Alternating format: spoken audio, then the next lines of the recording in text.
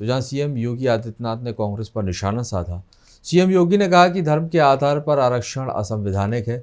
बाबा साहेब अम्बेडकर ने भारत की संविधान सभा में इसका विरोध किया है और सबके बावजूद भी कांग्रेस और इंडी गठबंधन के लोगों में मुस्लिम आरक्षण देने की एक अलग होड़ सी लगी है।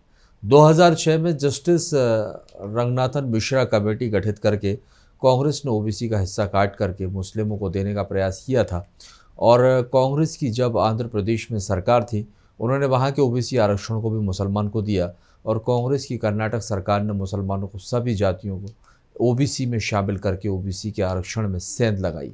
2012 और 2014 के घोषणा पत्र में सपा ने मुस्लिमों को आरक्षण देने की वकालत भी की थी। Bhajpa supreme court SC ST OBC आरक्षण को सुरक्षित रखने के लिए किसी भी प्रकार के मुस्लिम आरक्षण का विरोध करती है। धर्म के आधार पर आरक्षण यह असंवैधानिक है। बाबा साहब भीमराव अम्बेडकर जी ने भारत की संविधान सभा में इसका पुरजोर विरोध किया था, लेकिन उस सब के बावजूद कांग्रेस और उसके सहयोगी इंडी गठबंधन से जुड़े हुए दल हैं, इन लोगों में एक होड़ सी लगी है मुस्लिम आरक्षण देने का। और कांग्रेस का इतिहास तो इस मामले में बहुत दागी रहा है। 2006 में जस्टिस रंगनाथ मिश्रा कमेटी गठित करके कांग्रेस ने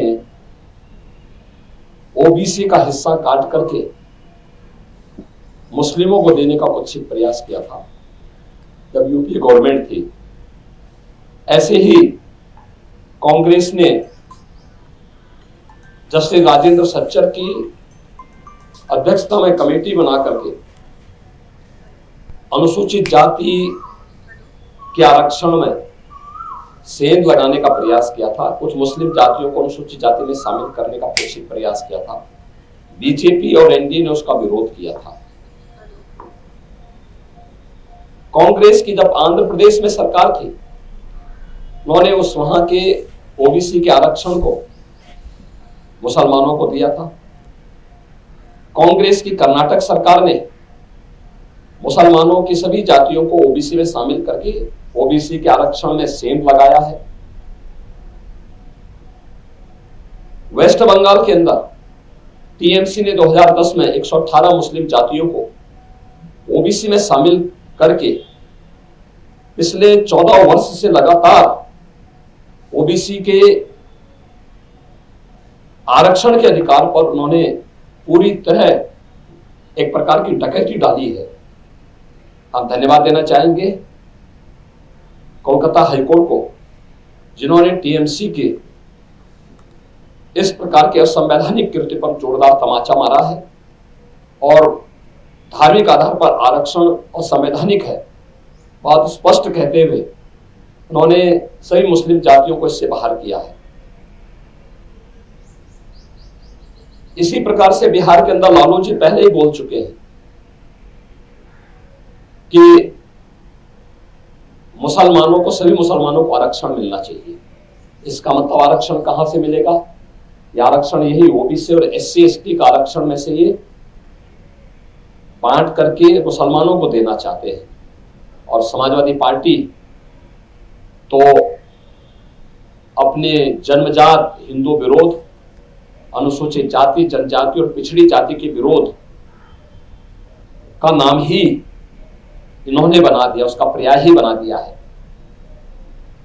चाहे वह राम जन्मभूमि का विरोध रहा हो, राम भक्तों पर गोली चलाने का रहा हो, या फिर 2012 और 2014 के अपने इलेक्शन मैनिफेस्टो में समाजवादी पार्टी ने मुस्लिमों को आरक्षण देने की वकालत की थी और यहां तक इन्होंने शरारत की थी कि तुष्टीकरण की हद पार करते हुए उत्तर प्रदेश के अंदर, उत्तर प्रदेश की उस समय की 20 करोड़ की आबादी की सुरक्षा के साथ खिलवाड़ करते हुए पीएससी की 54 कंपनियों को उन्होंने समाप्त किया था।